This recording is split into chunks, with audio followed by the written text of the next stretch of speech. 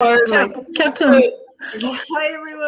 So, Lisa, hi, everyone. We were just chatting behind scenes, but I thought we'd come on because maybe you all have a favorite chapstick. But remember, Lisa, when we were shopping together?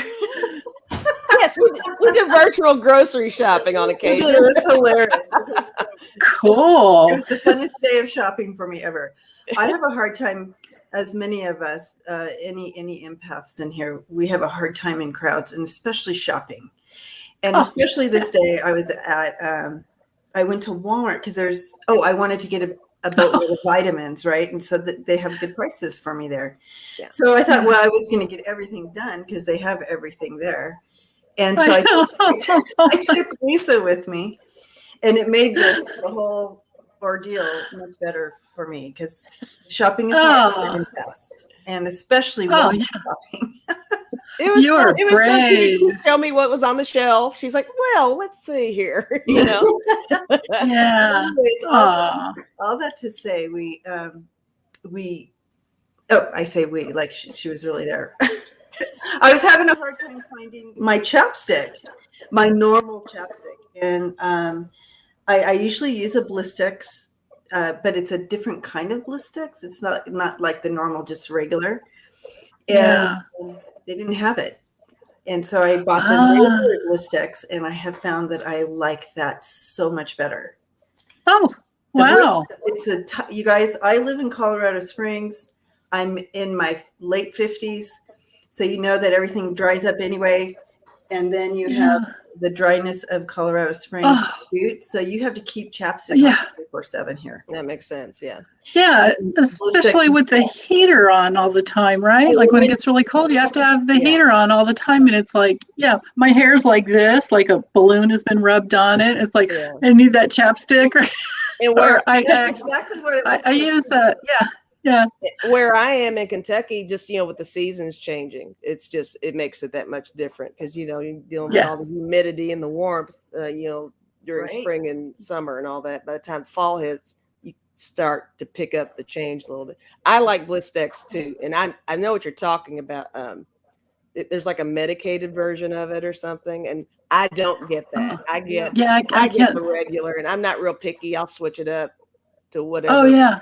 Whatever flavor. Yeah, I like Blistix a lot though. I get this one it's Alba, ALBA organic. I was wondering about that. It's like, there's all different flavors of smells. You can get pineapple, or you can get coconut, you can get whatever. That one works great. I love that one actually. That's the thought. Yeah. But try it. I'll try Blistix too, and we'll have a we should be getting some product placement, right? Well, it's like your advantage. Like Lisa and I saw the Alba, but we chose that day. Oh yeah, just because you that day, yes. Right. Yeah, because if you don't know, and it could be a bad choice, it's like Hi, Michelle, Annie, Carol. Hi, guys. Julie, hi, everyone.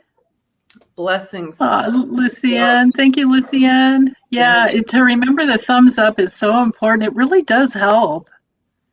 You guys, I'm one of those weirdos. I am such a weirdo. I never have time to listen to everybody I want to. So I go around and I just thumbs up, and then I move to the next one. Thumbs up. Oh yeah, that's good energy. It's like it's like the least freaking thing I can do, right? Yeah. If I don't have time, that's the same. I do the same thing. Yeah. That means everything. Yeah. Sonja, good morning. Maureen. Sonja. Hi, Suzanne. Rochelle. Mims. Anna. Mims. Hi, Mims. Elena says, is this video sponsored by Blistix?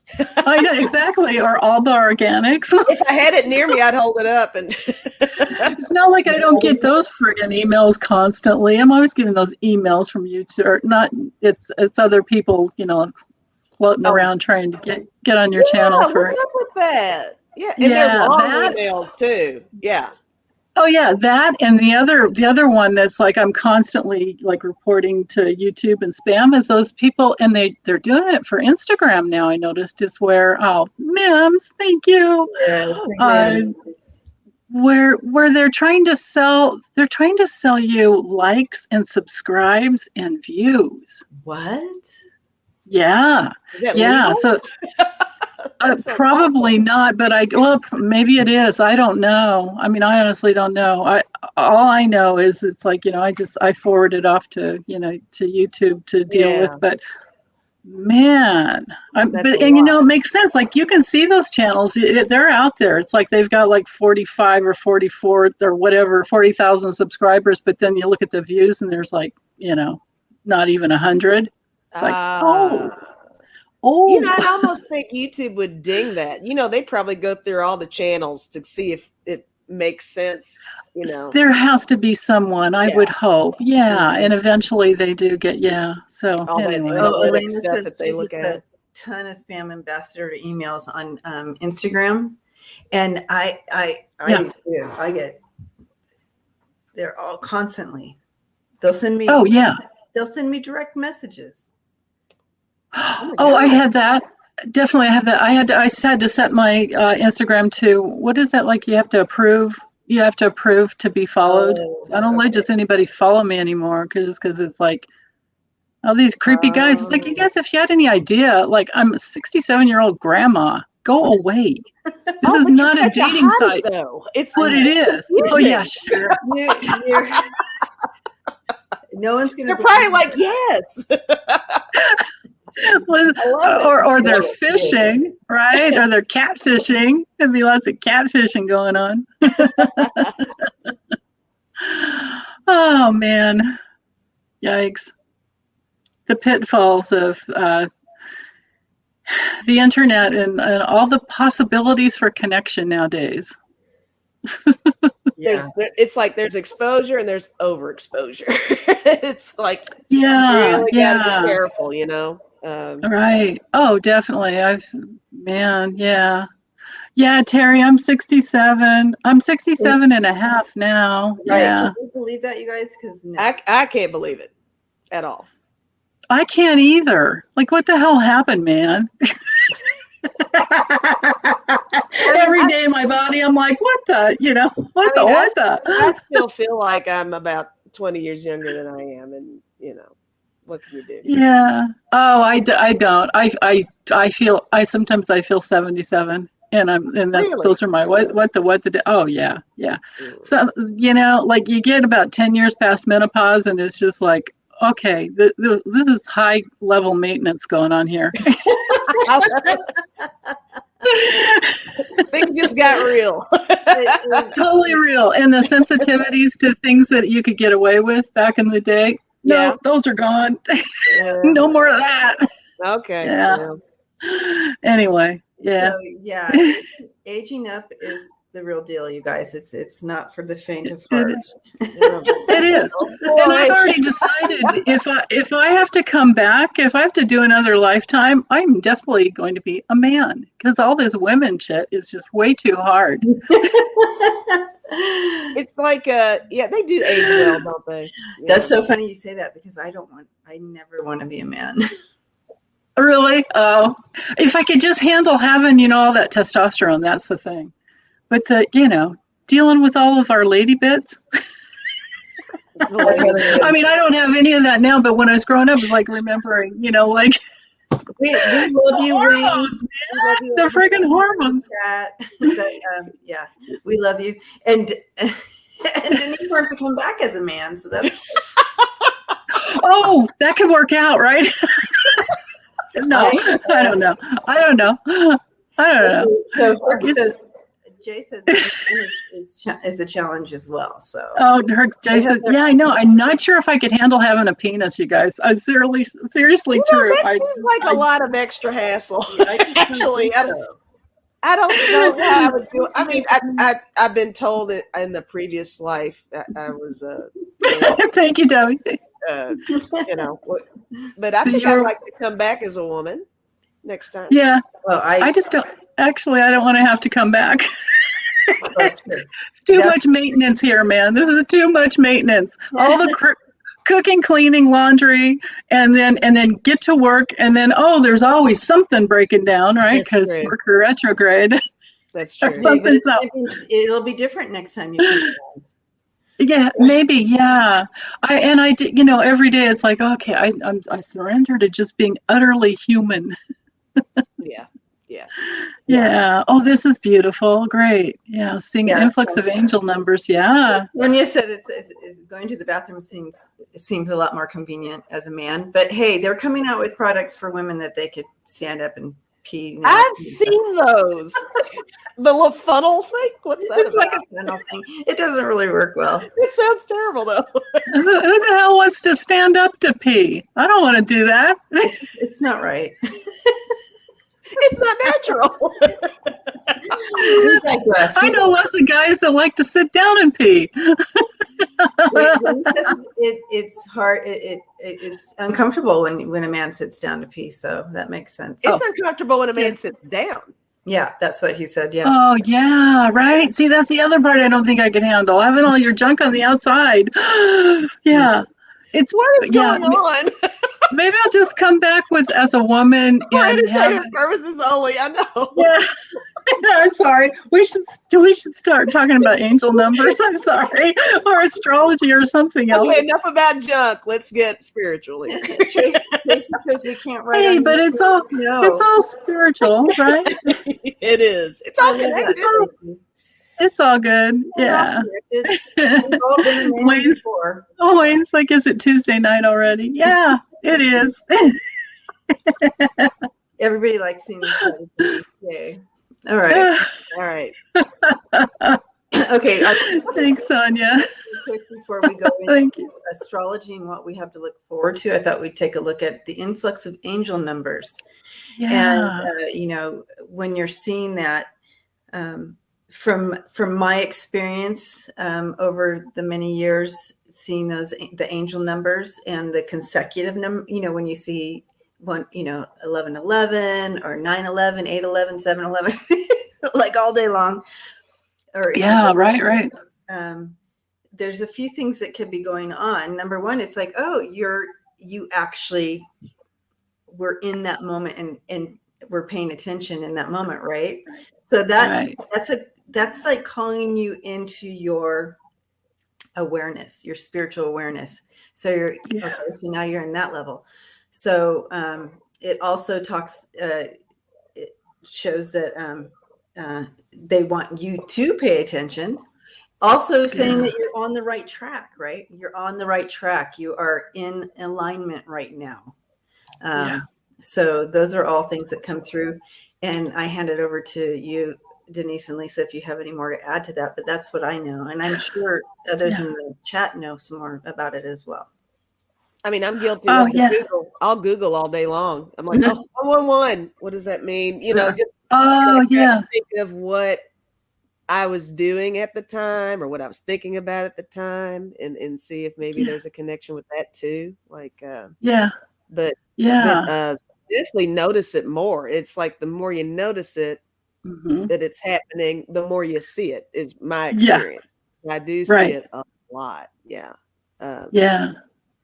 It's just something to be aware of. I think the messages are real, What do you think, Denise? Absolutely. I agree with everything you both just said. And it started happening for me in the late 80s when I started noticing the numbers, and it got me to study numerology. And so, that 111, 222, all of that, where somebody said 117 up here. You can add the numbers together and then reduce them down, right? Things like that. And so it could be for some people, it could be the guidance to study numerology. And then other times it's just like Debbie was saying, you're in alignment, you're noticing. And then, I feel like, the way it happens for me now is like, I'll get just a slight, tiny little ring in my ear. And then that's my guidance to like stop and notice something around me. But in the beginning, it wasn't I would just notice it. I'll never forget this one day. I was driving down PCH, so it's Highway 1, right, in California. And I literally got to watch my odometer. I had this stupid little Toyota Tercel back in the day because I didn't drive very far. I lived in a retreat center in Ojai, and I didn't drive around much. So, but anyway, I looked on my odometer and it went to 111,111 miles. I had 11111, and I'm like, and I'm on PCH. I was just like cracking up. Wow. People who drove by probably thought I was nuts. Look at that old lady. What is she doing? I just couldn't stop laughing. But anyway, yeah. Yeah, I always pay attention. That's for sure. And I can never remember what any of them mean. I always have to look it up every time just to refresh. Yeah. Oh, you'll get it. The more you start, the more you keep looking, you'll get it. It just, yeah. I love that you. Go ahead, Debbie. I'm sorry. Well, I was just saying, I hope that helps her understand that more. We're all in here, and it just, I really feel it just speaks to the level of vibration you're at. So you'll, and in the moment as well. So. Yeah. And I love that you start your channel at 11:11. I mean, if we would stop chit-chatting in the background, you could get started on time, right? or if my laptop would work right, or if I get in the studio the right way. Yeah. In our hearts. In our hearts, it's 11:11, man. That gateway's open. That's right. That's right. Yeah. All right. So, speaking of being aligned, how do our planets look this week?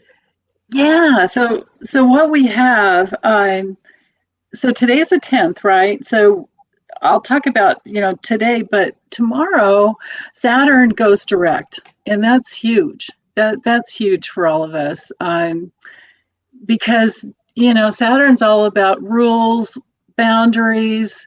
It's Saturn and Uranus go together for me, but, Saturn is more like, you try Uranus to me is like you try something new out, and Saturn goes, oh, wait, does it really work? Or what do you have to do to get it to work? So it feels to me like Uranus is everywhere and brings you all this awareness and enlightenment. And you have all these aha moments, and epiphanies. If you're open, if you're open to the numbers and whatever, when you're in alignment with your spirit, then the universe is open to you, and the universe is inside of us. So, there's no separation there.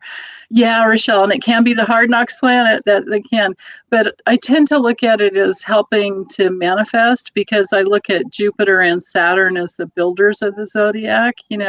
Jupiter opens us up, Uranus helps us, with the ideas and everything.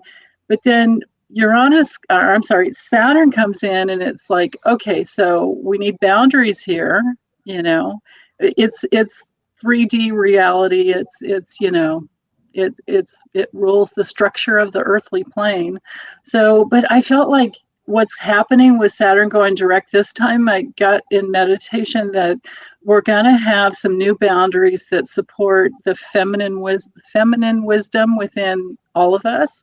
And, male or female doesn't matter. And in the spiritual realm, it's not separate. Male and female, divine feminine and divine masculine are one. There's no separation. But we're going to have more of that opening to what we sense, feminine receive, and what we nurture. And then it's also, I feel like it's really going to affect our autonomy. So we're going to be, I just kept feeling all week long, and I did an in-depth, almost an hour. I try to make it shorter in my memberships. I try to bring it down to a half an hour, and I just can't seem to get through a whole, week's worth a lot of information. Yeah. But it is. And things just were changing. Yeah. I'm sorry, Debbie, go ahead. In your membership, it's supposed to be a deep dive like that. That's good. Yeah. It's a deep dive. Yeah. And then, but there's that. So, and there's this yod that comes in today, and these are these aspects that are, you can call it a finger of God or a finger of fate, but in astrological terms, it's a yod. So there's this aspect between the moon, which started at 7 a.m. this morning. So we're kind of we're past it already, but the moon in Sag was in sextile to Mercury in Libra, so it's like there's this aspect up here, right, between those two planets, and then it comes down to this point, and it connects with Uranus. So I kept feeling like, ooh, so the collective consciousness is going to be more aware and awake. There's this like point in time where it's like, bam, the energy's there for everybody to feel into. Is all this like religious extremism? Is this good for us?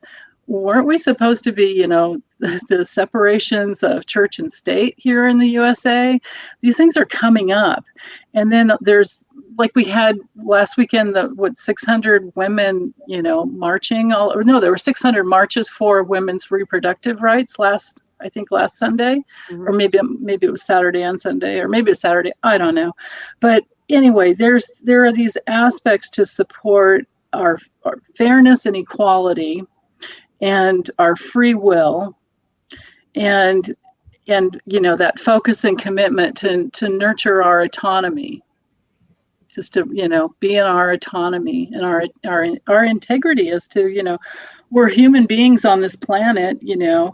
And there's this other aspect around, so Saturn is squaring Vesta and it's trining Ceres. So that to me was just all about these, Saturn decisions and tests, and these lessons that they've been coming in since the end of, just this last May. And now that Saturn's going direct, to bring this full circle, now those testings that we were going through and those decisions, so you make a decision and then you get tested. Am I really going to follow through with this, no matter what it is? And then you go through that Uranian opening up to something really big and Jupiter opening up to something. You get the Uranian idea and the Jupiter opening up, because Jupiter's in Aquarius right now, ruled by Uranus. And then so you've got this expansion, and then you've got this sometimes, okay, you opened it up, now you've got a little bit of a contraction, right? Because it's like, you hit a wall. Can't really, it's like, bam, Saturn goes, excuse me. Yeah. Oops. What are the rules here? And then you have to like kind of stabilize between those two. So it's like those three cosmic forces of the universe. You've got expansion, contraction, and stasis. And it's the same way with like the breath in our body. So it's all easy to get into. But anyway, more courage might be needed in this next, as Saturn starts moving forward, to stand our ground, basically. Okay. Yeah, especially. Go ahead, Debbie. I was just saying, especially with women's rights and things like that, and voting. The gerrymandering. Like, right, I heard this morning on the news that they are pitting two Democrats together in Texas. They've gerrymandered to put two Democrats in one district, so only one could get in to be a representative, right? Wow. Stuff like that all over. This is what the GOP does, because of course, what are they doing? They are committing suicide. Right? They can't. They really are. They can't win without cheating. And so, Okay, so a lot of that was, well, I guess all the words, but the main thing I hear you. I'm totally hear like that was a whole lot of vocabulary there. However, all that being said, I did capture all the things I feel like yours was here, but I love that you shared this. I feel like I'm the only one that doesn't fully understand what you're saying, but with the trine and the mod and whatever, the mod, whatever, I don't even remember. All the forces coming. Anyways, clashing is what you really got me on. It was the clashing of all the forces and how it kind of relates to politics and personal life and all that stuff. It's just all one big huge thing. But the main thing I got out of it too, aligned with what Lisa's saying too, is that funnel, that we are now in a funnel open to the universe, we're going to be able to kind of funnel it in, right? Like, understanding, enlightenment in these areas are coming, in women's rights, in this and in that. We have this opportunity right now to funnel in that enlightenment. It's stronger right now. Did I hear that right? You did, honey. You got it perfectly. See, and that's another thing about this, like Aquarian energy, this Uranus, where I may not say the right words, but you can feel what I'm saying. Yeah. You can get where I'm coming from, and you might not need the words. Like you said, a lot of words. I like where you just say a bunch of stuff, and I'm just listening to everything.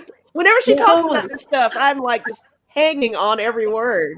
And, you know, some of it's like, but other times I'm like, yes, I totally get that. You know? Yeah.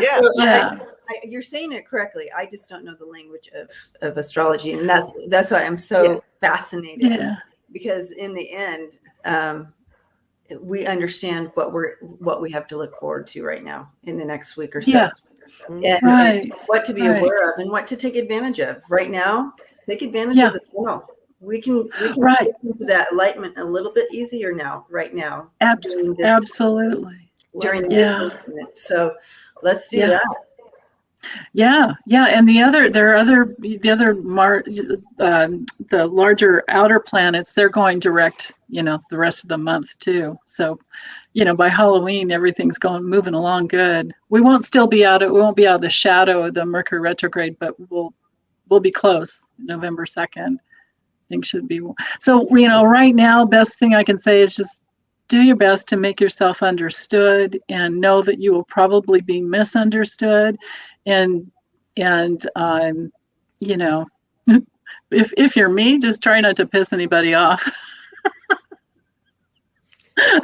I'll do my best. I will try. Oh man. Yeah. Yeah. It can be challenging. God.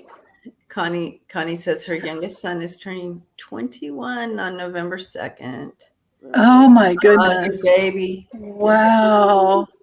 That's a huge one. Wow. That's great. Yeah. How awesome to be 21 and have all the planets just like open up and start moving forward. They have been moving forward. So yeah. Sonja, you're right. Note to self. Do not. Do not. That's a good takeaway. Yeah. What to expect in November and December astrologically? Is that or should we read on that? Because I haven't looked that far. But also, Mims asked about the 13th in regards to astrology. So we can look at that and kind of move into this one. So Mims about the 13th. Oh yeah. Hold on, I have that chart here. Okay. It's there's not a whole lot of difference other than the sun is moving. We still have this, here's our problem is that we have the sun conjunct Mars and it's in Libra. So people, sometimes are having trouble in relationships because they're just Mars in Libra is usually softer, but it's still, it's an air sign. And so our minds can go kind of like at lightning speed. And then Mercury's right there with Mars, conjunct Mars.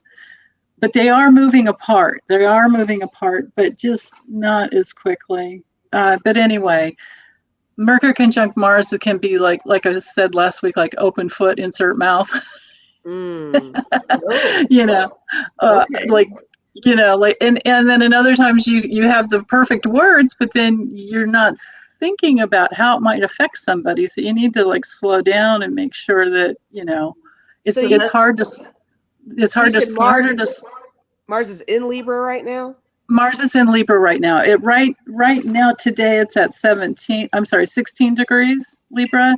And by Wednesday, it'll be at 18 degrees. It doesn't move as quickly as Mercury, but see, Mercury's been retrograding, so we have this conjunction of the sun Mars and Mercury together. And that's where the mind is quick, the words are quick, and there's a lot of energy to be, putting it out there and be quick. So this is where we have to be careful. If you're like me, that be is careful on Wednesday, everyone. Yeah. Well, no, this has been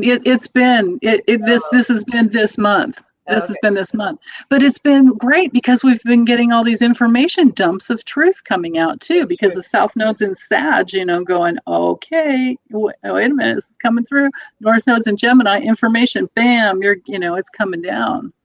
Okay. Right? These politicians are being exposed. Yeah, that's for sure. Yeah.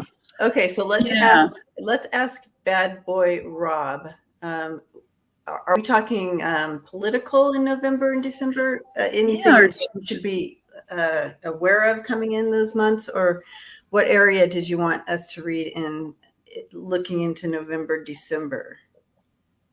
Yeah, because we could just use some cards on that too. Yeah, but I mean, but the outer planets are going to stay in the same signs and the same positions for quite some time. Yeah.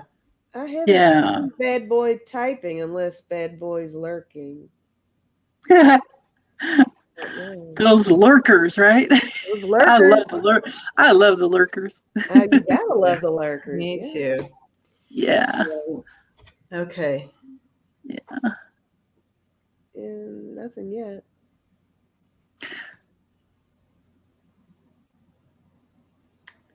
Because as far as November. Yeah, what are you feeling, Debbie? I feel some. I feel some.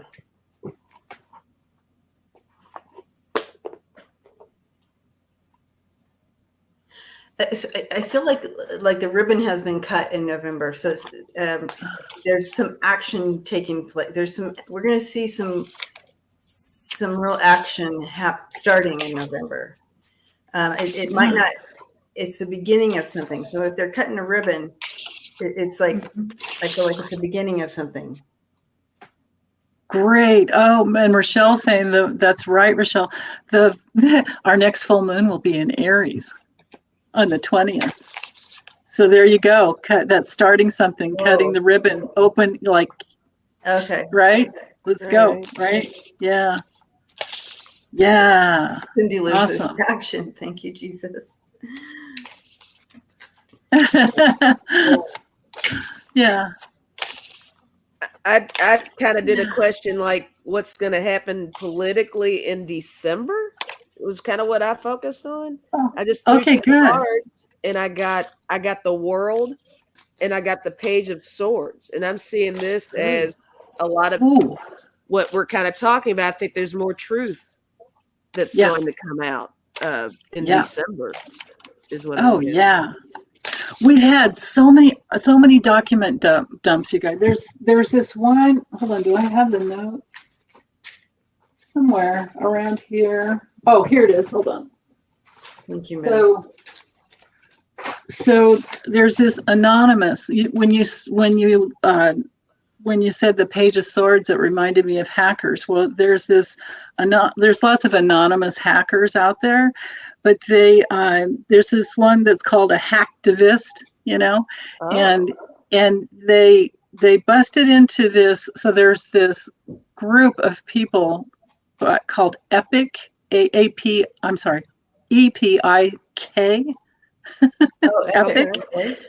The dudes, it's run by this guy named Rob Monster. Can you believe that? Yeah. So it's I know, right? It's in Washington State. He's got this like right wing, like they called it a server farm. I heard this on. I listened to Zev Shalev. He's got this podcast called Narrative. He puts out a couple of podcasts every, two or three times a week. Is a lot. I can't keep up. Mm-hmm. But this one morning I had time and I was just taking notes because I'm like, whoa, this is big. Well, anyway, so there's this guy named Charles Bausman who's a Russian agent, and he's this neo-Nazi like internet guy, and he's gotten all these domain names called RussiaInsider.com, RussianFaith.com, NationalJustice.com, TruthToPowerNews.com, and all these other ones. He's got a server farm he's got a regular farm in Pennsylvania that's a big barn where they have these meetings with oath keepers and all these other, it's weird. And then like the Sean, like the Moody's, like, the cult kind of thing. So anyway, this epic guy, this Rob Monster, they hacked into this guy's server farm, and they dumped a bunch of data from InfoWars and Parler, and then Gab and Daily Stormers, the other one, and 8chan. And so anyway, they hold these like prayer meetings, and there's basically, he's a host web provider, domain guy for neo-Nazi extremists, and Anonymous went in and hacked him. Whoa. So they dumped 180 gigabytes of data, 189 million pages, and it was called Operation Epic Fail. That's funny. PIK fail. And these were the guys that hacked into that Texas GOP, .org site that had all the anti-abortion stuff. That how they dropped that down so that nobody could bust, or nobody could like snitch, for that $10,000 bounty that they had on anybody. Wow. That's next level stuff right there. Totally next level. Yeah. So, and that stuff's going on all over the place that we don't even know. That's how the Paradise Papers came out, after the, I'm sorry, Panama. It was Panama Papers, Paradise Papers, and then what was it last week? Was it the Pandora Papers? Right. Yeah, so that's out there. These people are being exposed, and Sheldon Whitehouse is working, and this is how Pluto transits work. Just in a nutshell here, they bring up the darkness that was already there. None of this stuff was is new. It's just that as it transits through the later degrees, we see more and more and more, and then we can do something about it. You can't, it's like working on something that's unconscious or subconscious. You have to make it, it's like saying the angel numbers. You have to be aware first, and then you can shine the light on it and work with recognize it first. Yeah. Recognize it. Makes sense. Yeah.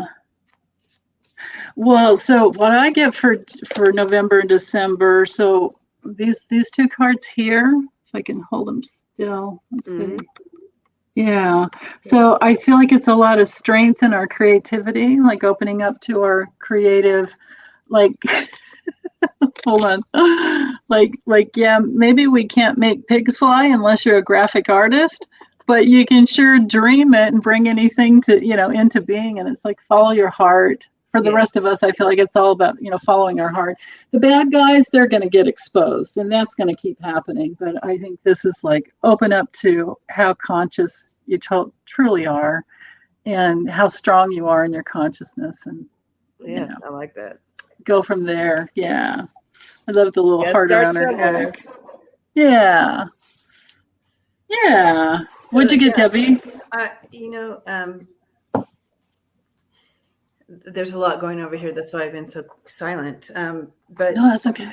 First, I just want to say that, we have that door, and this opening, like that new door, that cutting of the ribbon and the open door. Mm-hmm. So that came immediately.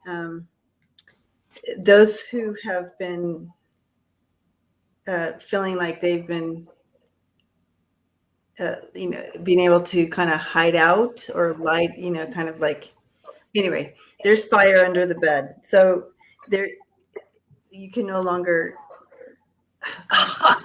what it meant. And now it's like, but you can get so there, perfect. They can no longer lie. There's no down here. Yeah.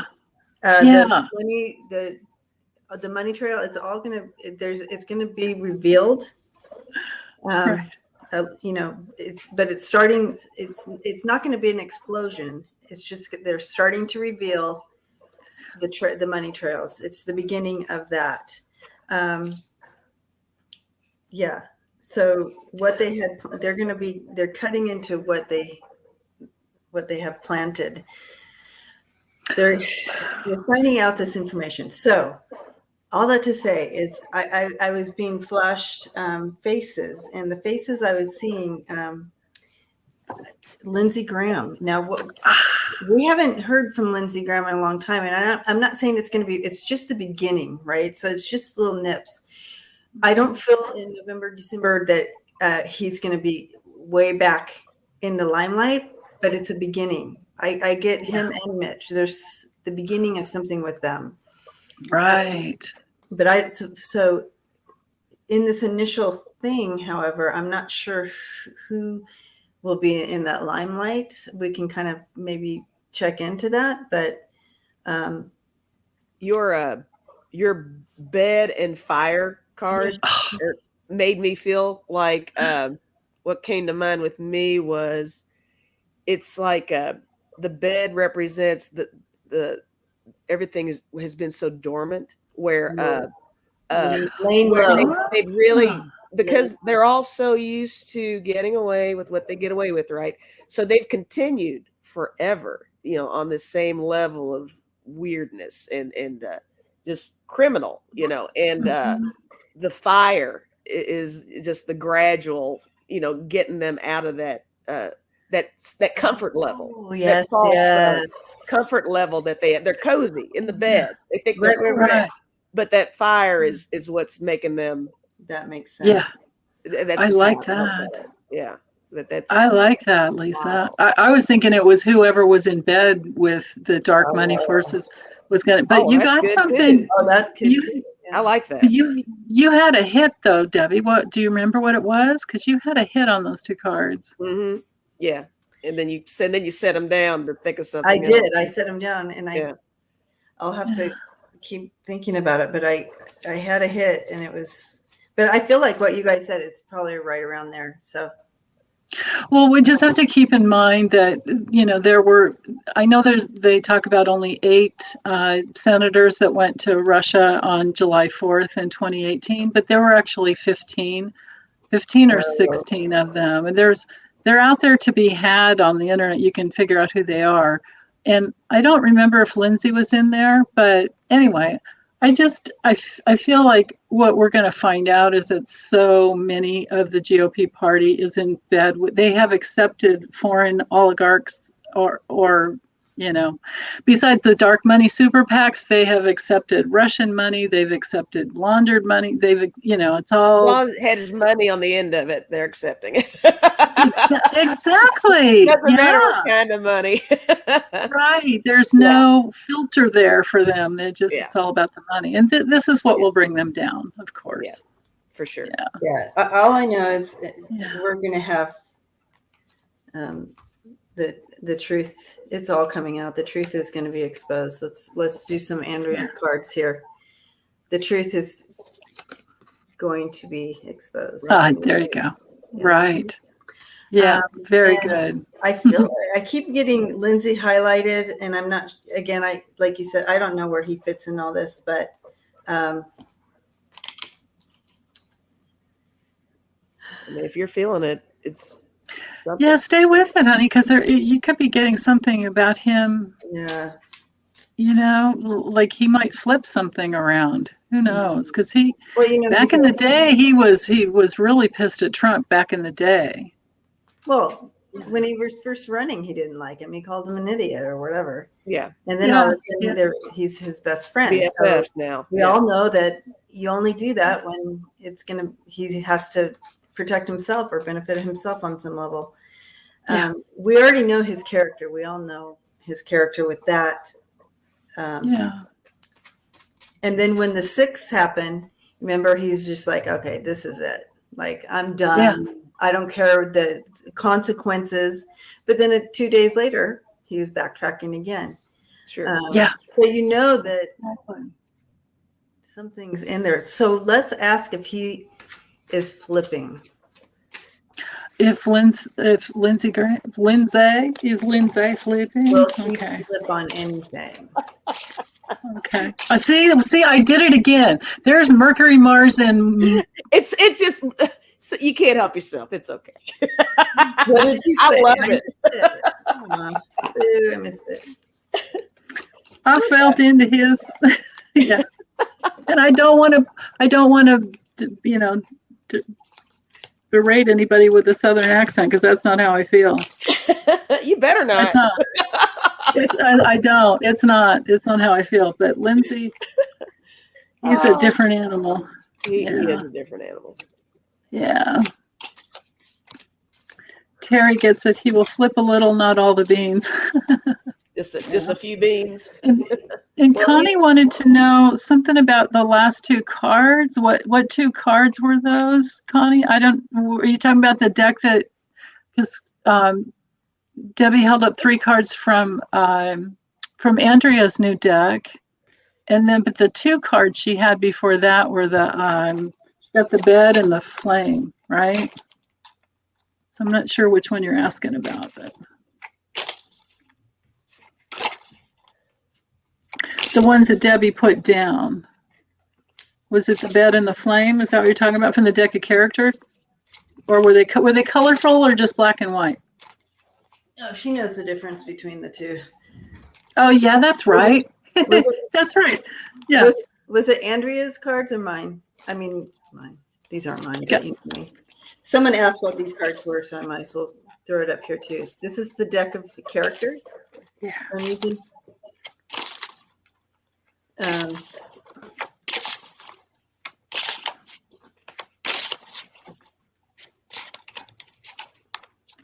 Hi, Holly. Holly's here.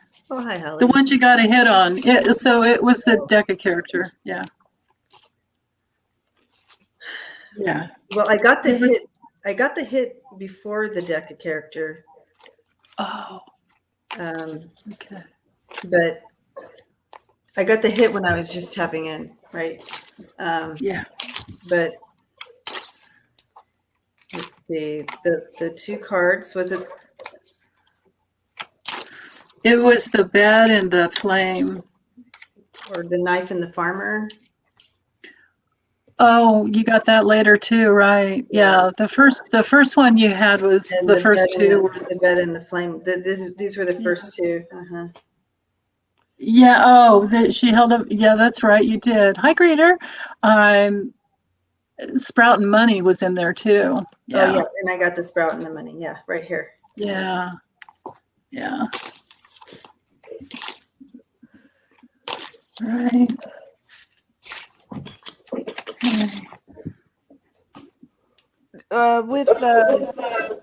With the cards I have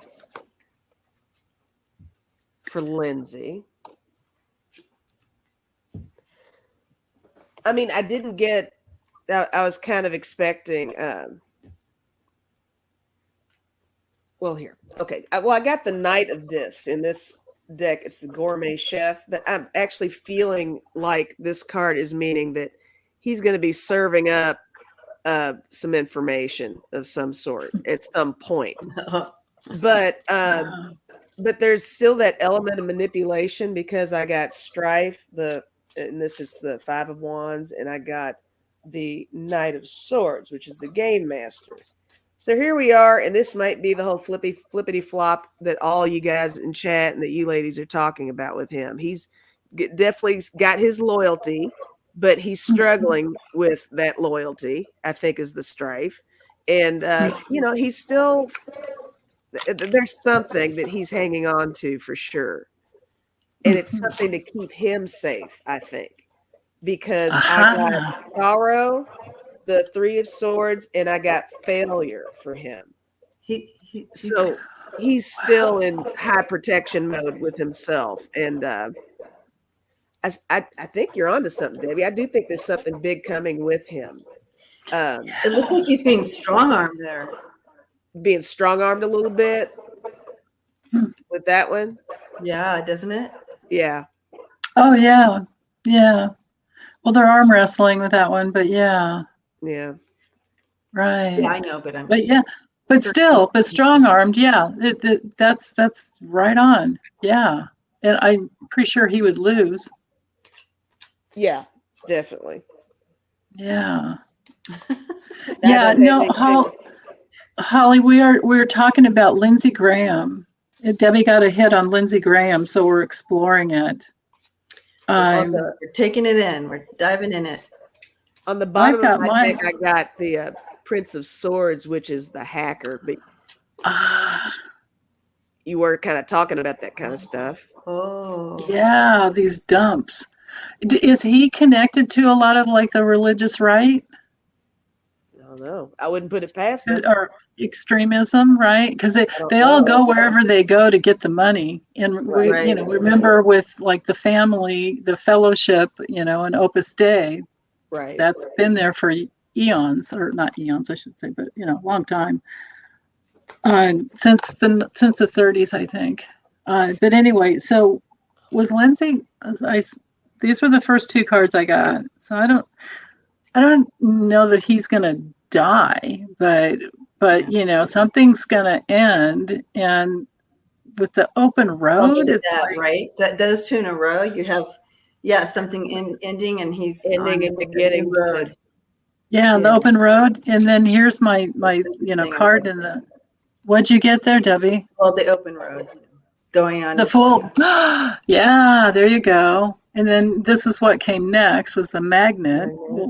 So what's he magnetizing? What's he attracting? And then here's this gold mine, like the money coming in. It's interesting that we have like two money cards like that, right? In this deck. And there's no father card.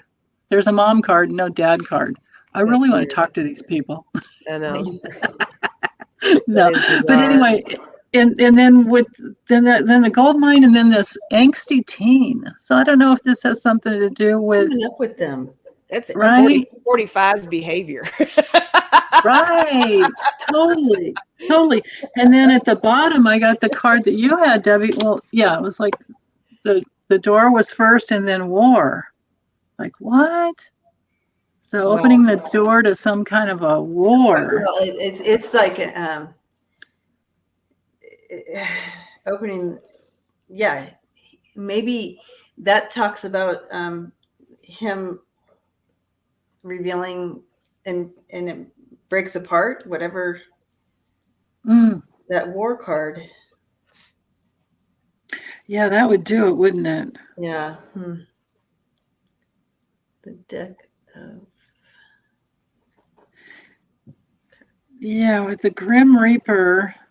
So with that Grim Reaper, you're saying that's like the end of something, beginning like that's his shift into finally coming clean with something, maybe? Is that what you're saying? It could be, yeah, because then it brings in the, he's got to hit the road because maybe all the because it went like this, I think it went like this. Okay, so here's the definition of the angsty teen, since we get it all the time and we're not sure. I have that over here. I should read that. Oh, you have it? Okay. Yeah, I didn't think about it. Go ahead. Okay, this means basically when you're in a place where you want to progress, but you aren't remotely even prepared to do it. You can't progress. You're not adolescent, rushed, rebellious,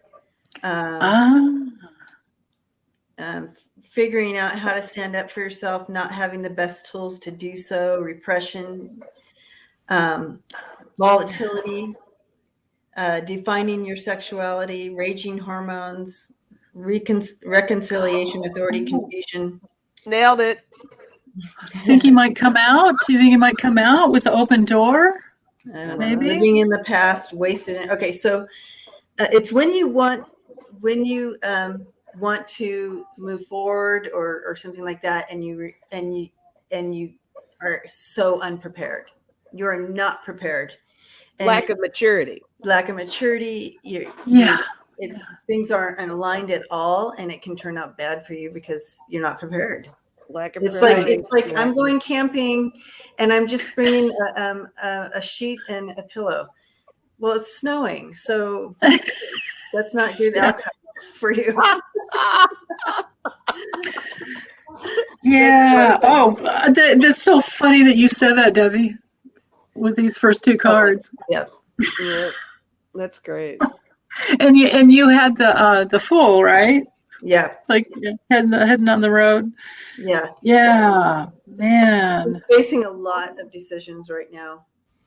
And, this card to us also in these types of reading, illusions, delusions, he's, but he understands what's coming at him.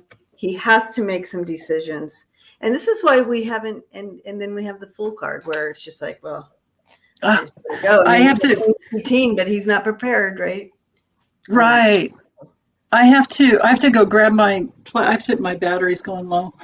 Be right back. All right. Put that plug in. Yeah. So crazy on the angsty teen.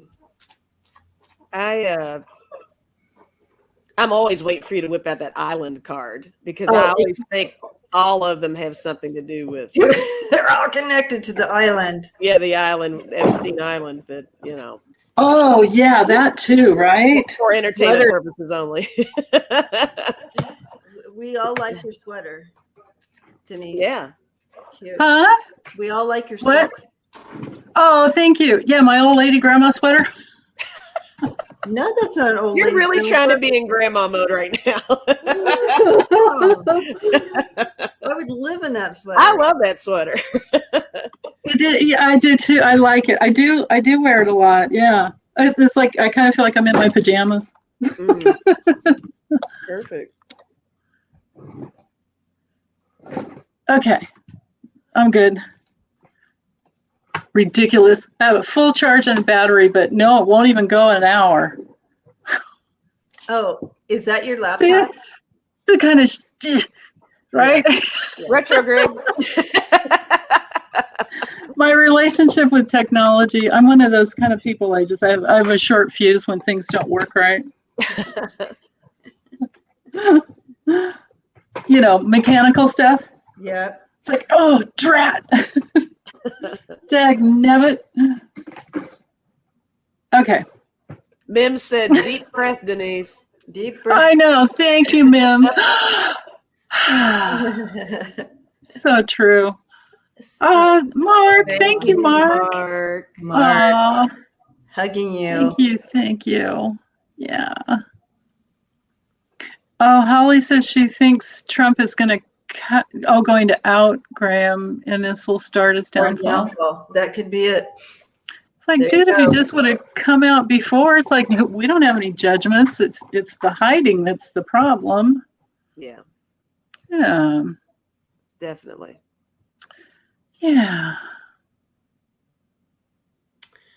Okay. Well, I think we took this one to the end. Did we hammer him enough? Oh, goodness. Well, I know. All right. Okay. Lucian says entertainment purposes only. That's right. Yes, and I have always Andrea card. Yeah. So yes. Post your questions with hearts, and I know that y'all have posted some questions, but they're gone, and I can't find them because it's too far up. So go ahead and throw one down again for us, and we will look at that. I love the idea of the all caps. It makes it so much easier to find them. Yeah, the all caps and with the red hearts. Mm-hmm. Okay, so before we get started on this one, I'm reading the Grim. See how I don't even read the things, but I just brought it up. I'm like, oh, that's a good. Oh yeah, yeah. Anyway, it's the Grim Reaper, turning of a life chapter, and doesn't that fit what you had there? Turning the life chapter, open road. Right. Wow. Yeah. Yeah, and that goes with your Fool card too, right? Like just opening up to a whole new adventure. Yeah. And it also, the Grim Reaper brings in letting go of ego, a call to face the unknown, blindness, facing your biggest fears, Yeah. So pivotal time, just a major pivotal time. It's like the death card, it sounds like. Yeah, mourning, grief, completion. Big changes. But a positive thing about it, and not in this reading, but positive for all of us who have these cards, is honoring ancestry and the human condition. Oh, isn't that interesting? That's nice. Yeah. God, I just had a head on something I didn't get before when I was trying to decide whether to move from my cabin in the woods, and I got the death card, but I'm like, you guys, I can't live in the snow anymore. And then I had to be like, yeah, it's okay. It's a big change. Just just go with it. But then when I got here and I moved in after, because your body will like carry you through something. Once I was all settled in, I went through this like deep, and I kept getting guidance that it was like this rebirth in the same body. And it took me a couple of years. It took me a good time to like get started on my channel, just because I couldn't physically do it. Yeah. So talk about turning that chapter in the pages. And wow. Yeah, it was a huge surrender. It was just like, man. Yeah. Life. A sequence of surrender. Yeah. Yeah, right. Yeah. Yes. Spirit Whisperer's not feeling well, so he's going to go lay down. We are wrapping you up with lots of love and light and healing. Yeah, Mark. Absolutely. Yeah. We love you. Yeah, Mark. Definitely. Okay. Also, it passed up, but someone wrote to you, Denise. It doesn't say Denise, but you're the only one that would understand this. Where'd it go? Uh-oh. I don't see it, but oh gosh, something about the Grim Reaper and Pluto. Yeah, absolutely. Pluto is the rule. Tracy, Grim Reaper, ... Pluto. Absolutely. Right on. Yep. Pluto rules the death card and the Grim Reaper, and Pluto is all things Scorpio, sex, death, rebirth, purging, bringing things up from the unconscious. Yeah. Oh, wow. All that good stuff. And Pluto in the first house, Rochelle says. See, Rochelle, a lot of our family here know exactly what you're saying, Denise. They are all speaking their own language in here now. Wow. Debbie and I are just like, this is lovely. That's great. So Rochelle, you have Pluto in the first house, man. That's a lot of power to handle. Wow. Pluto's power too. Pluto's power. Oh, okay. Yeah.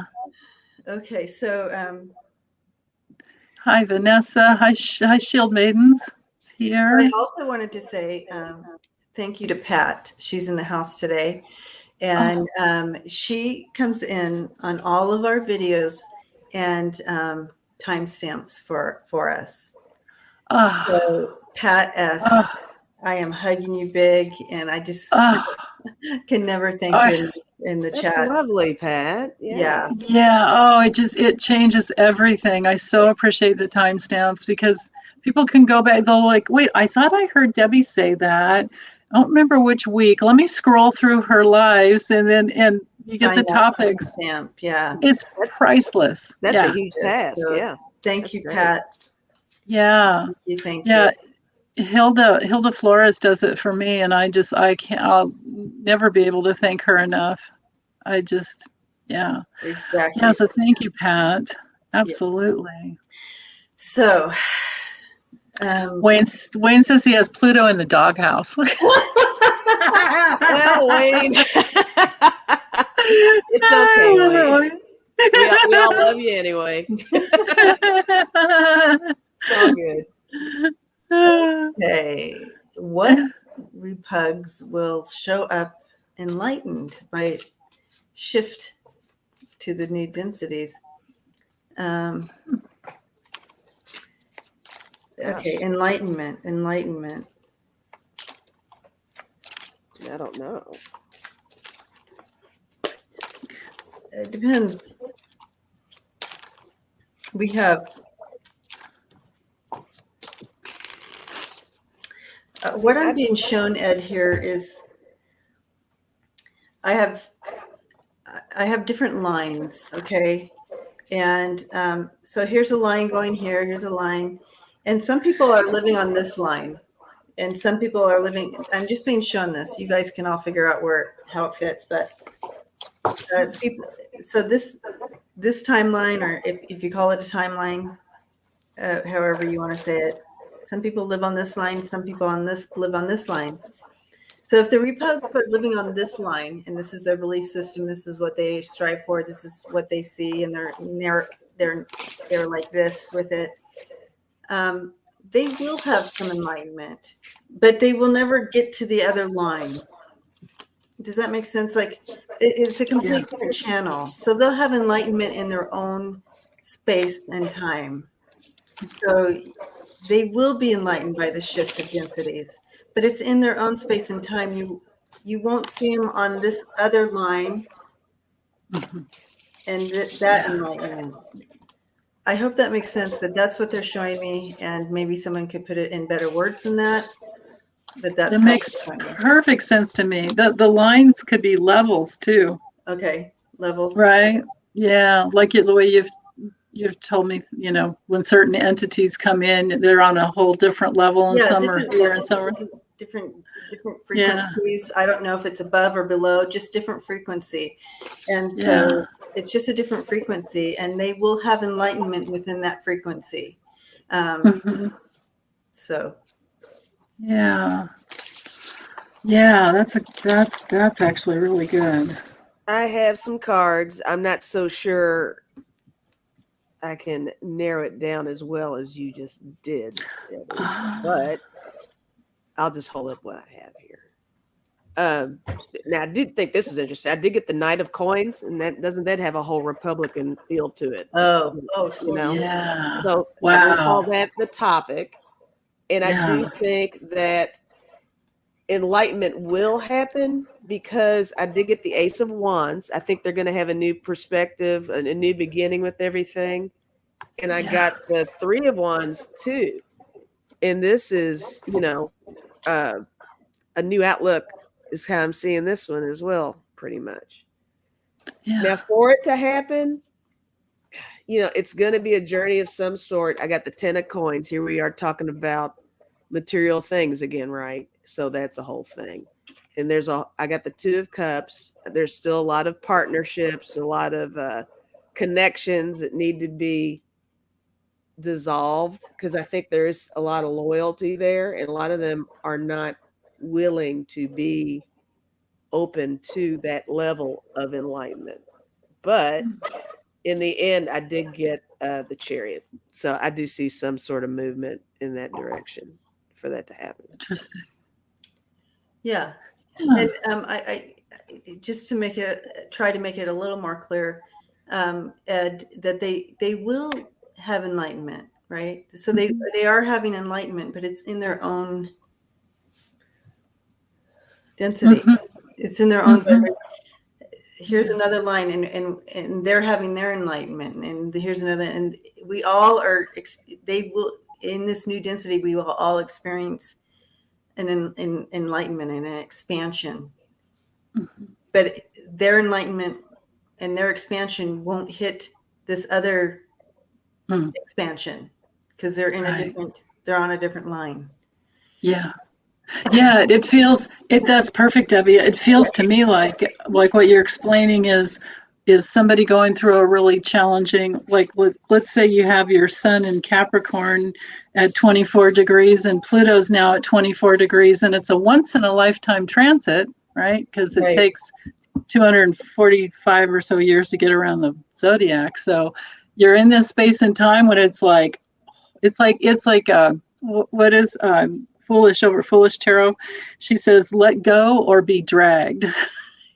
It's like, you're going to get there. Love her. Right? Mm-hmm. Yeah, me too. Yes. And I always felt like, Pluto transits were just like, you're going to get there whether you like it or not. But so it's either going to be bloody or you're going to go with it. Like, how are you going to? Either way you're going, but how are you going to get there? Right. Yeah. So for them, what showed up, let me see. So what? Either way, what they go will disintegrate into truth, and they will have their own ascension. We all have our own line, basically, and we all will ascend, but it's timelines. Maybe you're seeing like timelines, and like, because it is like that, it's one step at a time. It's a spiral, actually. I see it, but yeah, spiraling into who you truly are. And you have to, if you're a politician and you've been corrupt, you're going to have to meet, and that's, that's the thing I got for them. It's like, they're going to have to meet this like family ancestry where they just focused on money. Yeah. I left all the cards upright this time just so we can have the images. But yeah, family ancestry, and then the strength. Now, I was trying to figure out who they are, because that's kind of was the question, and I kept feeling Liz Cheney. Now, does she have family ancestry with, Halliburton? Hello, right? I'm pretty sure she's a Leo. I'm not positive. But then there's this homecoming that should actually be good, and some type of completion in the soul. So who knows? And the sun. How many? 1, 2, 3. I have 3 major arcanas here. And then with the Lenormand, I feel it's kind of the same thing, because as somebody older, and I was looking for like the male or female cards, like, is it going to be because there's Adam, Adam Kensiter, he's good too. So far it's just been Liz Cheney and that Adam Kensiter that is standing up for, she's on the January 6th commission, right? Mm-hmm. And so far they have found like 300 GOP reps who are, who were in on it. In violation of, emails to, it's all coming out. All this stuff is coming out. But anyway, back to who they will be, or will they shift? Again, definitely wisdom opening up. Somebody older, the older ones. I'm thinking the older ones will have a new heart opening. Right? That's nice. Yeah. A new heart opening that'll bring in some vitality as they commit. They literally have to commit to getting to the truth and being in the truth. And, Capricorn's all about corruption on one level. Highest level is integrity. So what's your choice, right? There's that line again, right, Debbie? That line. Yeah. So, the law of one, the harvest is ascension. In order to graduate from the third density, not have to repeat the third grade. You have to live at least 51%. Yes, absolutely. In service to others. I like that. That's right. Don Daniel's in the house. Author. Yeah. Anyways. Yeah, the law of one, the harvest, ascension. In order to graduate from the third density, not to have to repeat third grade, you have to live at least 51% in service of others. Yeah, truly. Yeah, right. You got to commit to that, right? And here's the deal. Got to complete that. There's a lot of us who are feeling, at a time in our lives where, we really can't either get out and perform any services or anything like that. I also feel, Dawn, I don't know if I'm wrong here, that it also is in your heart space, how you serve others through your heart. So when you are intentionally putting your vibration out into the universe of love and light for others, how much of it is in hopes of others progressing others, loving others, praying for others.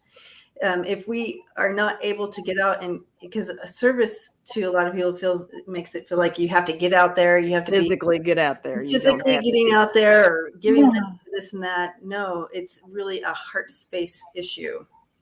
Let me know, Dawn, what you think about that. And I'm in the middle of the book.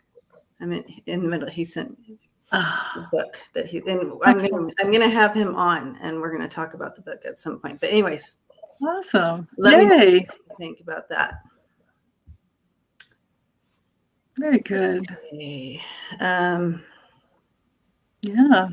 Lisa, did you already talk about this? And I told you I rambled as best I could.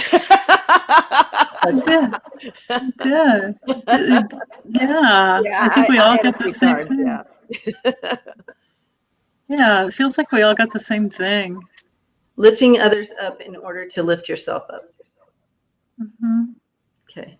Yeah, because we're all interdependent on each other. That's part of that law of, it calls it the law of one. It's just, I feel like we're all connected. We're all made of that same divine spark, and then it turns into a flame, and yeah. Oh, Catherine. Thank you for your always Catherine. Loving, kind support. Yeah. And also, Suzanne, thank you so much for your loving and kind support as well. Always behind the scenes, but I'm going to throw that out. But we feel it, absolutely. And so true about being in the heart space and just, putting that out there. If that's all you can do. But we all have a voice, so however you can get your voice out there too. That too.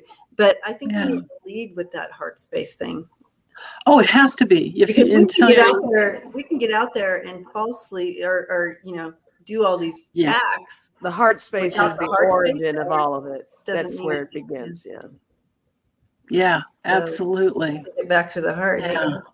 Now I'm looking for there's a question that came in, and she's written it a few times, and it's a long one, so I don't want her to have to write it again. It's something about if we feel that there's more activity of kind of entities coming in and switching out.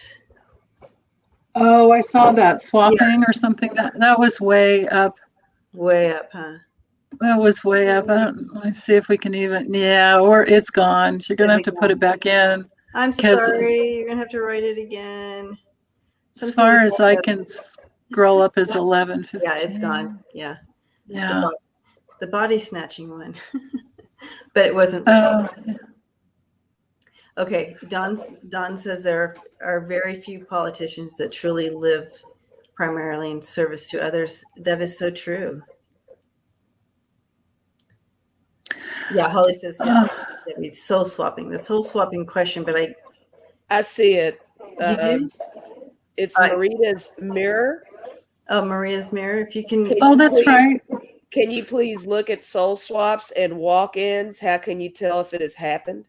Okay, walk-ins. Soul swaps and walk-ins. Here she goes. Thank you. Oh, here we are. Yeah. I wrote it again. Marita. Soul swaps, and this is an interesting question. Okay, so this is a total switch for me. Let me tap into that.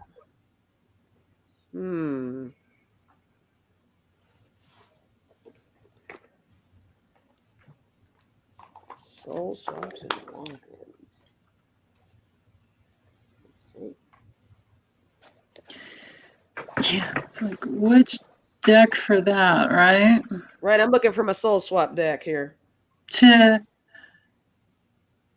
not totally sure I believe in it, so there's that. But I will surrender my. Absolutely. Don't you love that? Yeah. That means you're wide open for this. I'll definitely surrender any bias I might have. Wow. Well, let's listen to you first then. Oh, jeez. This is me pushing the envelope on this, guys, because I don't know. Yeah. But then again, it sure would save some time. Well, what I'm hearing is as long as it doesn't mess with a person's autonomy,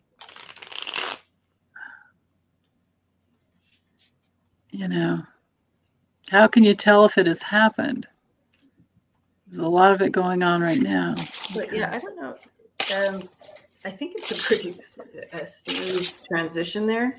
It's interesting that you asked this question, Rita, and I'm with you, Denise. This is kind of all new territory for me.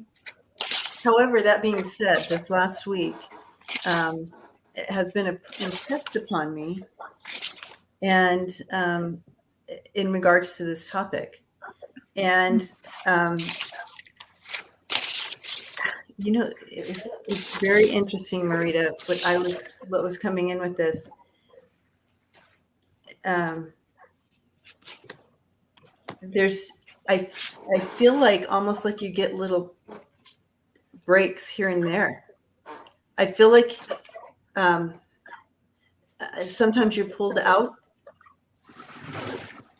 And someone comes in, and then you pulled back in. Then you come back in when it's time. I didn't even know this was a thing, but I was being shown this.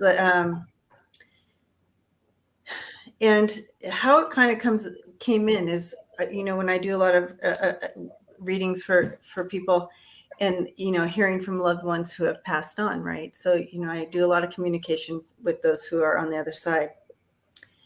I can't tell you how many times this has happened when I've been talking to who I think is someone on the other side, because they're on that. This is the side I look to for that, and they're like, "Oh no, that person's still here."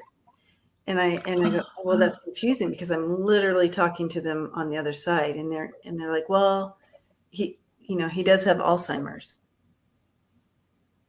So where he's literally communicating with me loud and clear on the other side, but his body's still here, and he's still here communicating and talking, but his essence mostly is here. Does that make sense? So all this coming apart, I feel like there's more here to it than we even realize. We are such a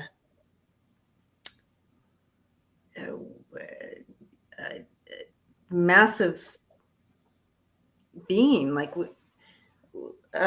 connected to source. Can you imagine? I mean, the ends of what is possible, we have no clue. We can't even touch the ends of it. We don't even get 2 feet into understanding, right? So as far as this topic goes, I feel like it happens. I feel like a lot of times, like, you wonder, someone's been diagnosed with, you have cancer, you have 8 weeks to live. And all of a sudden it's like, how are they able to say, "It's okay, guys, I'm ready. I love you. It's time for me to," the person who's been given this, yes, the initial shock, but then it's like, we, the ones left, we're like freaking out and like can't even imagine what it would be like to be given that sentence. Yet the person who got the sentence can rest right into it. I feel like part of this is going on at that time as well. I feel like the transition starts. There's understanding. And Dawn probably has a much expertise on this, but I'm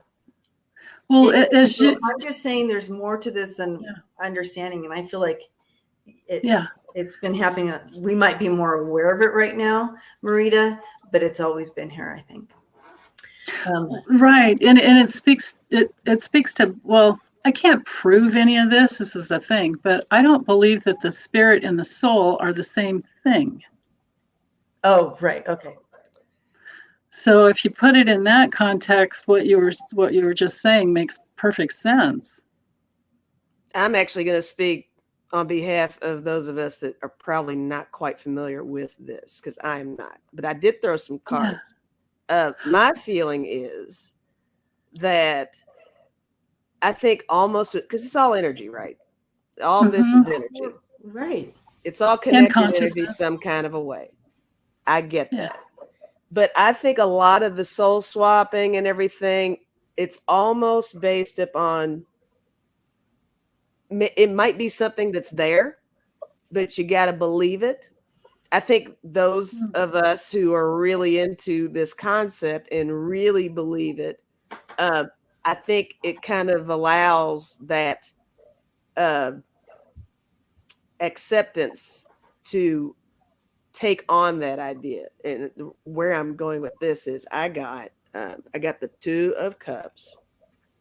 And I guess, if we want to get super deep, it's like the mirroring of the souls swapping. Okay. Yeah. So there's that. Yeah. And then I got the Eight of Wands and the Nine of Cups, and both of these together, I'm seeing that as maybe something going in quickly and raising you maybe to a certain level or certain vibration, and then moving just as quickly out of whatever that realm is. I mean, I don't know if I'm talking in circles or not on this, but and then I got I did get the Fool. I got the Nine of Wands, and I think this is part of the enlightenment, just kind of letting go and really trying to understand something that can't be proven, right? I mean, I don't know, but I'm with you on that, Denise. It's like, it's kind of hard for me to wrap my head around it. So I don't know enough about it to know if I believe it or not. But I did. Me too. A couple of these cards were interesting. So I don't know. Yeah. I just don't know anybody who's ever gone through it.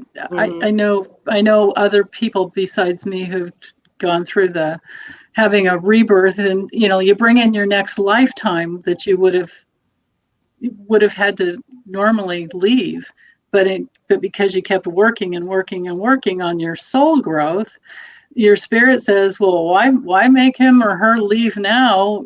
Let's just do it in the body. If if they can take it, if there's no resistance, if the surrender's there. That I have some direct experience with.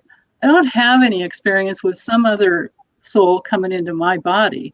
And the body and the soul might not be the same thing, but my soul is in my body.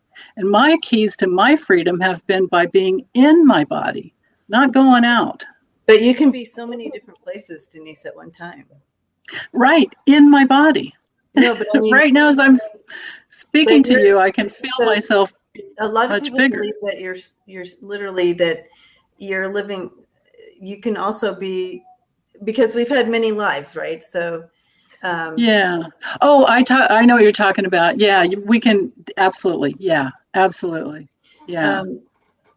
Which is how we do like journey work, or we do shamanic work, or we do any type of healing work. We don't really do it.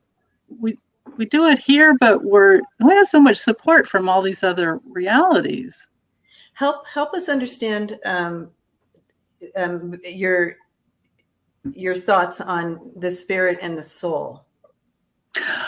I feel like the spirit is it's our own unique spirit. I don't feel that when we go back home, we meld into just this whole conglomerate of where there's no differentiation. I feel like we're an integral part of that, great spirit, God, whatever you want to call it, the highest consciousness. But then every time we have a journey onto earth, we need a soul to interface with. And our soul, I don't know that our soul ever goes away just because we go, back home. I feel like our soul just it dissolves to a place that it's in alignment. It's in complete oneness with our spirit. And that's another part of our uniqueness. But every time we come back in, I feel like, soul meets the body, spirit's there. You take that first breath, and it takes how much work it takes to continue to spiritualize your matter while you're here with your breath. And it just keeps going and going and going. And then there's all these veils that you can't get through to remember where you came from half the time. and they're thinning. Right? So yeah, and they're thinning. Yes. So yeah. So let me reiterate for dummies. I'm talking about myself. No, you're not, Debbie. You are not. No, you are not. So spirit is connected to source. That's our spirit, our spirit self. That we're always connected. We're source. We're connected. We're one. Whatever. That's the spirit part of us. Yeah, absolutely. And our soul is our self, our thing, our part that lives on and on and on and on and on. I think they both live on and on and on. It's just that our soul is like, it's kind of like, we could say our spirit is our higher self. It's unique, a unique part of spirit.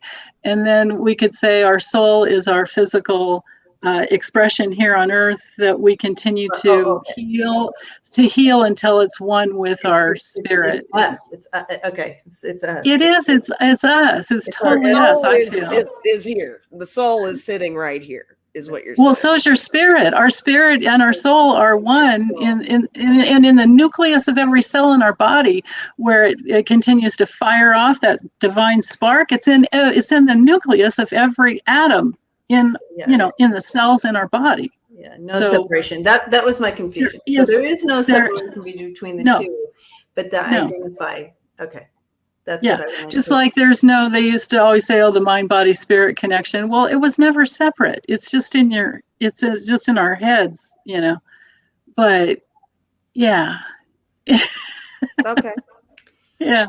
Yeah. So when someone does an astral projection, because I see a lot of that going on in the chat as well, what is that part? Is that our soul going for a little flyabout? Yeah, I think that's probably when people make the intention to go out and look at something. I mean, you could look at soul retrieval work. You could look at all these different, adventures. Yeah, soul and spirit are one. I believe so too. But then we have our soul splits. We have soul dents. We have soul knots. We have all these issues in our souls to work with. Mm-hmm. That's why we keep coming back here on Earth, because we can't escape it right here. When we're here on Earth, it's in our face all the time. Right? Okay. Me and my technology, right? It's like always having to deal with that. Calm down, It's a machine. Listen, it's some love. There's consciousness in the machine, right? Yeah, we are one. I love this, Melinda. We are one in the spirit, and we are one in the source. We are one in the spirit. Exactly. It's like giving, receiving, giving, receiving. It's all the same. It's all one. Oh, that song is stuck in my head. Prairie Griffith, thank you so much. Blessings to you. Thank you for your support. Love that. Okay, id, ego, super ego. So it's just very interesting, and thank you for that question and opening this conversation. As we continue to become more aware, I think it's always been here again, but it's just stepping into the awareness of it all. I like this. Yeah, and back to the soul swaps and the walk-ins and all that. Well, so I opened up to because I have no experience in it, and I have no bias. To somebody whoever's experienced it, I would love to talk to them and understand it. But I've had I have no basis. But the cards I got was, so this one, it's about integration. So maybe these spirits come in, maybe these souls, swap, or maybe the walk-in happens because one's leaving and another one's going to come in, and there's some things to do on Earth, and I could imagine they didn't want to start out with a baby. Yeah, right. Like if somebody's in a car accident, or I could totally imagine our guardian angels and a whole maybe a surgical team coming in and taking this spirit out of this body so that it doesn't have to feel any of that. But then if it's that kind of an accident, how does another one come in, and then maybe they come in and they go through the physical surgery and repair work on the, right? I mean, I don't know, like maybe that's a thing, but because it makes me wonder with this card, with this integration, there's some integration on the spiritual and soul levels. That I mean, and that gives me the chills too, because right, it's a teamwork thing. We'll help you get through this portion, and so when you look back over your life and like, I don't really remember. I don't have a connection to that. Oh my goodness. I don't have a connection to that. Like, and so, and I think, oh, does that have to do with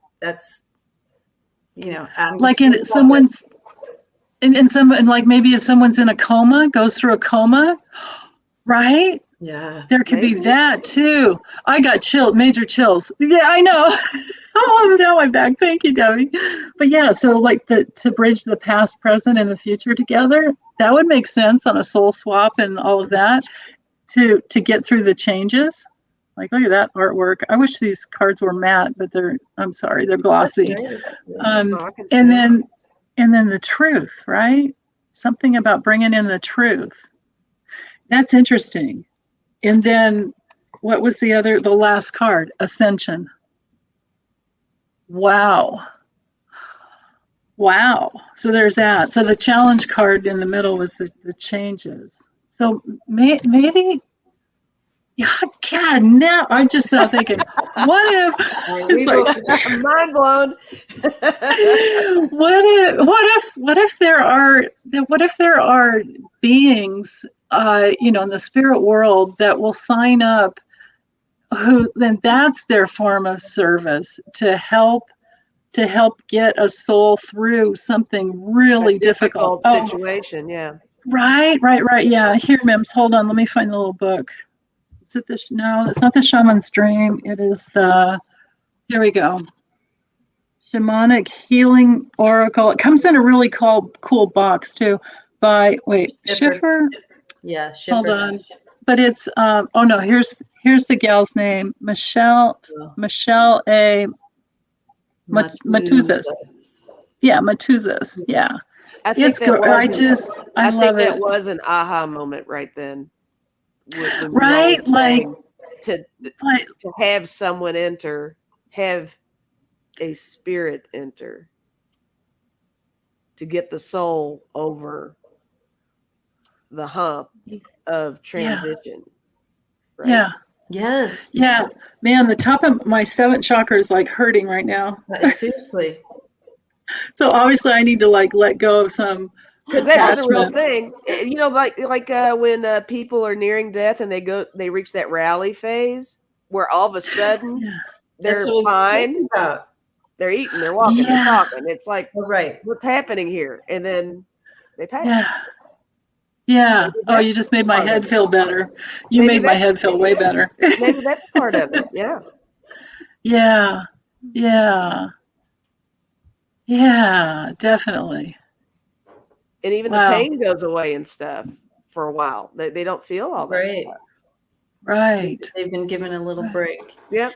We're not alone on this journey. We do get support and help, and we've always been told that. But here's some evidence that's becoming known to us. And it makes me wonder too if maybe some souls can't stay in the body enough to get through these really difficult, transformational transitions. Oh, that was weird. 3 T's. Just keep repeating yourself. Alliteration. Yeah. But if a soul can't hang with it, maybe another soul spirit has so much more strength that they can be in that body, and then maybe the soul goes to some other dimension for some spiritual healing, and then they come back in when they can handle it. Like, it's still your body, but you've got support from the spiritual realm. It's like your own little spiritual stunt double. It's someone to kind of step in, really, to kind of step in for you, like you said, and then I love that. Maybe that element has a moment to step away and let who can handle it, what can handle it, be there. Right. And then they're out. And it could be that some souls are so much more open to the spiritual realm that soul coming in that body for a certain amount of time could open it up to the spiritual realm where the other soul couldn't. But for some reason or another, there's some like contract that like, you're not done here on earth. And that was and maybe that opens up the whole opportunity of where, everybody that has these NDEs and stuff, when they come back in, they have such a heightened awareness now. It's because maybe they've been somewhere else. Right. Learning and experiencing and all that stuff. And then they return. This is exactly what I was thinking, because of course this is my field. I was thinking the same thing too. Dissociative identity disorder, that in psychology, that I had a whole practice of people with dissociative identity disorder, and when we were talking about this, I'm like, wow, that was my whole practice of all these people that it makes you wonder what these souls time of trauma and everything, where they had someone come in and they they're like, I don't remember any, Mm-hmm. And so anyway, I was saying on there, and there was something here that came up.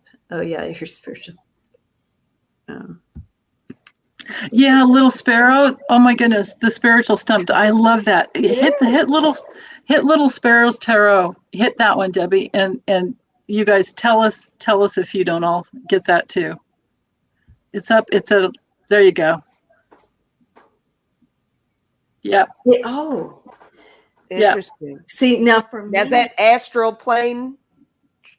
No, it's just your spirit is like fully coming back in. You just feel it coming in. For me, it's more like numb.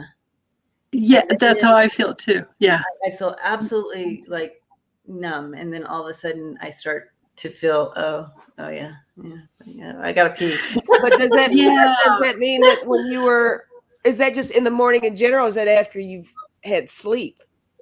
It's at first, it's before you're fully even conscious, and you just kind of feel it's like I don't know if I can even make the right sound, but it's kind of like you're just kind of coming back into your body. I tend to swoosh and swim around in spirit world in dream time. Other people tell me they do this. They push. My youngest tells me he flies in a weird way, and he like pushes off. He like stomps to push off, off something. But I swoosh. Now, I have personally said before, when I wake up from sleeping, because I can remember my dreams and stuff, I will actually physically feel whatever happened in the dream. Oh, wow. Not all the time. It doesn't last all day. And I think I might have told Debbie about it, but it'll be something where I've been swimming a lot in the dream, and I'm waking up and my legs hurt, my arms are sore, and all that stuff. Wow. And then I'm good right after that. Or I've had a fall and my ankles, I can tell it's like I sprained it almost, but then it goes away and I'm fine. Yeah. So maybe it's some of that. I don't know. What helped me the most, I learned this years ago. Well, I learned it years ago, and then I didn't do it till I was going through that rebirth thing, where so it was in Barbara Brennan's, I don't remember if it's in Hands of Light or Light Emerging. I forget one of her two books. Anyway, when we first wake up, she says the best thing to do is stay down. Don't just jump up. But that sucks when you have to go to the bathroom. You're just like, but lay down, stay flat, put your arms out, pull your knees up, but keep your feet on the bed, and then do like 20 different back and forth with your knees so that you warm up your sacrum like that. And then it's better to get up, because that's supposed to but what I also do is I move my feet around as much as I can, and my feet and my ankles, I try to get myself all the way fully in before I get up. That's probably good advice, because I think I do just kind of get up, and then I'm like, especially because you gotta pee, right? It's like gotta go, man.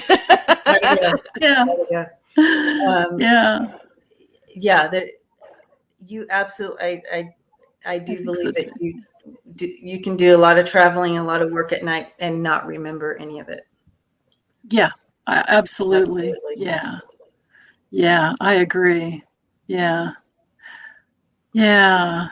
Oh, Rochelle. Okay, so the rebirth in the body, I'll tell you quickly. It took me 2 years. Started out with lower back pain and neck pain right at the occipital bone.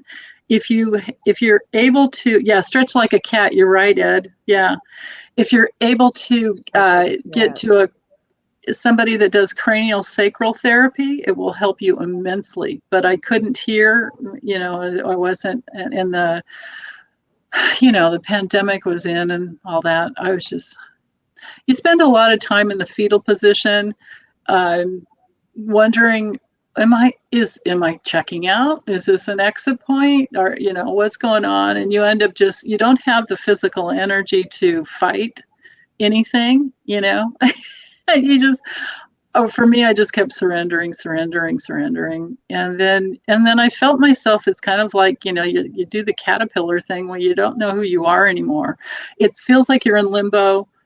Your identification with like the physical, with physical life isn't as important anymore. It's like, okay, well, if I'm dying, I'm dying. All right, well, okay, that kind of thing. But once I started getting through it and going through the other stages of it, I realized, you know what, it shifted my perspective, and all the political stuff happening too. Yeah, acupuncture. There you go. That can do that. Yeah.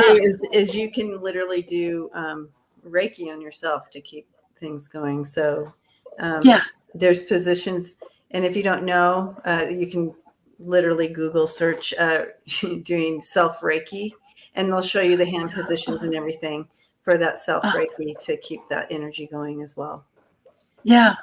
I did tons of meditation. If I would have known Reiki, I would have done that. Or if I would have known you, then I would have called you. Right. Or have to call someone to do it for you. But that literally is definitely another way to go. And I just want to, Dawn, people are asking where to get your book or how they can get a hold of that. And I was looking for your response, but I don't see it popping up. So let us know where to get your book.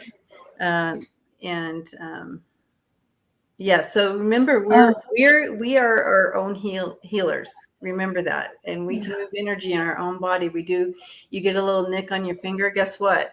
That finger heals, doesn't it? That little nick, that little scratch goes away. You just healed yourself. It wasn't like someone else came in and healed you. You did it yourself. Your body did.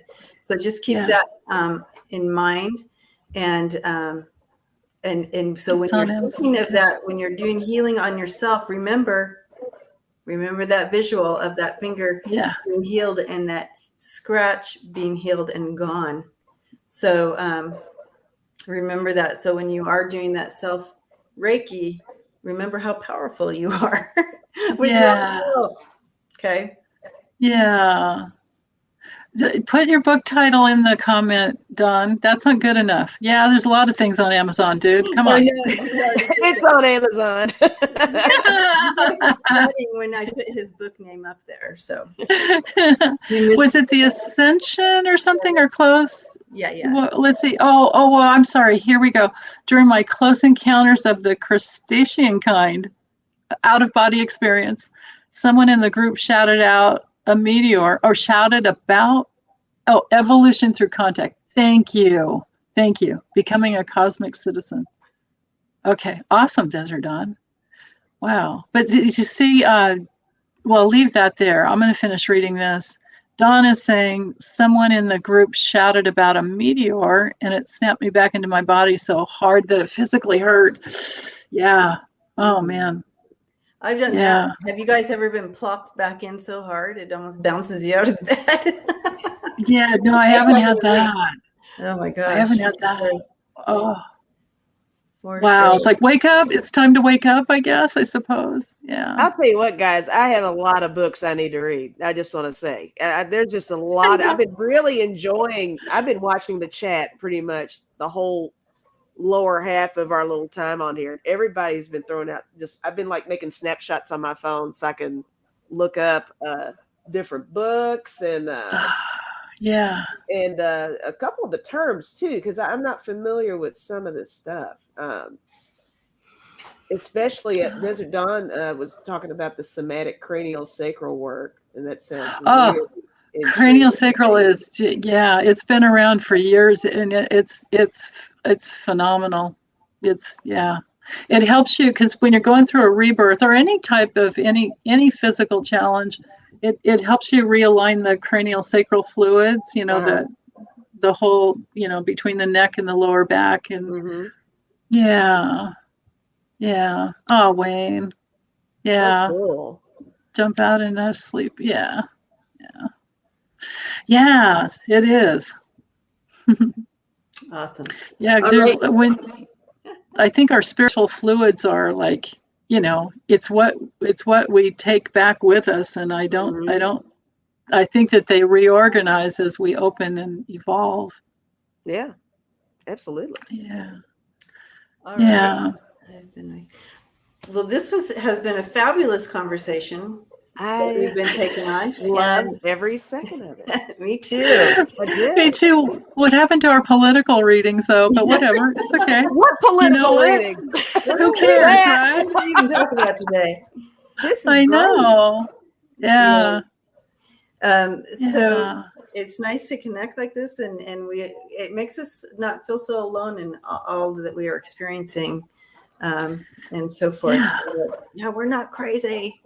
I think I'm glad to have people to talk to this to about this, because there are so many things that now it's making sense. Even now, today, you all have made things make sense right now, and that's great. It's so nice to learn new things too, right? Yes. Right? I love that. Yeah, because I would have never thought about soul swapping and walk-ins and all that. I've heard of walk-ins. I'd never heard of soul swapping, but until we went there, it's like, like wow. Terry Renner said, "We are all crazy." Yes, we are. That's kind of what my. Yeah. I'm crazy or we're all crazy. It still works. It's a good kind of crazy. Oh wait, yes, we are not crazy. Oh yeah, absolutely. Yeah. I just love and hugs to everyone here in the chat and the family. Yeah. Just nice to hang out with like-minded family here. And share our stories and learn and all that. So Don says you have to be a little crazy to keep from going insane. I love that. That's right. I do too. I was just reading that too. Yeah. Oh my goodness. Chris's nuts, whole hazelnuts. I love this. Yeah, Meridia, thanks for opening this whole conversation up. Yeah, thanks for all the questions today, guys. Yeah, all of them. So, golly. Absolutely. Yeah.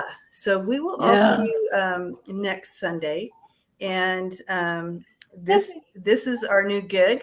You're going to see us every Sunday, and so I hope you enjoyed it and give us a comment, feedback on kind of what you want to. This is our time together, so this was a fun conversation, and this is what it's open to anything that we want to look at, and so today went this direction, and I loved it. Yeah, except I don't ever want to read on Justin Bieber, you guys. Okay. So duly noted.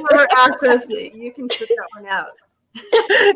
No, I'm just teasing. If somebody really, you know what, the time may arise. We don't know. Right. You may go, okay, I see what happens. Yeah. The power of three. Thank you, Holly. So super excited. Lisa, thank you for joining the team on Sundays. So we're so happy. Both of us are so happy to have you here. Thanks for asking. I feel honored. And I feel connected to both of you ladies. So I think this is going to be a fun ride. Yeah, absolutely. Yeah. I felt it from like the get-go. It's like, oh, I like her. Right. Okay. So So here's our homework for the whole family here. Just continue to love, lead with love, and love one another. And remember, just all of our brothers and sisters here that need our support and intentional prayers. So keep all of them in mind as the week goes on, and we'll see you all next Sunday. So is that good, guys? We're good? That's good. Yay! That's good. And Chris, I do love Canadians. Thank you, Chris, for making me laugh there. Oh, yeah. Little Sparrow Tarot, thank you so much for your awesome. And happy Thanksgiving, Sharon. Yeah. I hope you're having because you said you were going to have that. She was going to do that big old Thanksgiving at the pretty house. So happy Thanksgiving to all our Canadian family here today. Canadians. Yeah. See you all. And thank you, Lucian. Thank you, Lucian. Thank you,